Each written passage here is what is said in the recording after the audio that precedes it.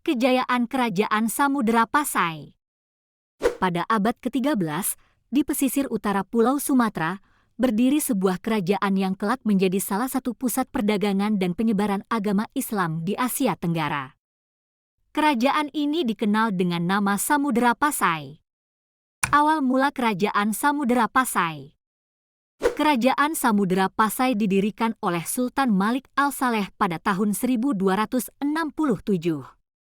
Sebelumnya, kawasan ini merupakan sebuah pelabuhan kecil yang sudah dikenal sebagai tempat pertemuan para pedagang dari berbagai negeri. Dengan dukungan kekuatan militer dan kemampuannya dalam berdagang, Sultan Malik Al-Saleh berhasil menyatukan beberapa daerah di sekitarnya dan mendirikan kerajaan yang kuat. Kejayaan dan kemakmuran Kerajaan Samudera Pasai.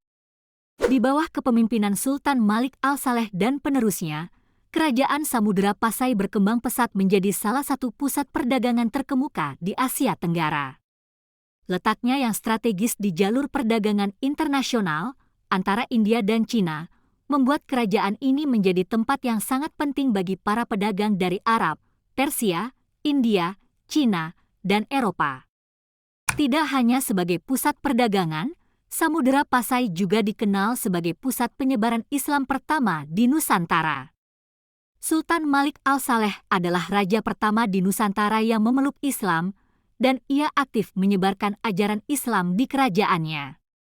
Hal ini menjadikan Samudera Pasai sebagai kerajaan Islam pertama di Indonesia.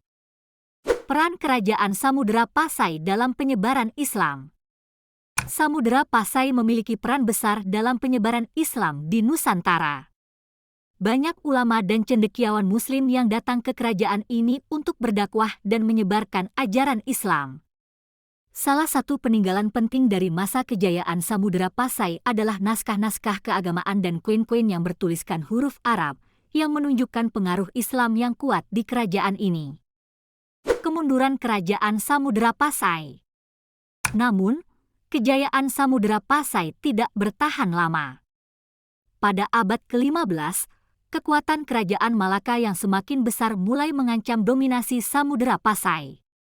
Selain itu, serangan dari kerajaan Majapahit dan konflik internal di dalam kerajaan sendiri juga melemahkan kekuatan Samudera Pasai.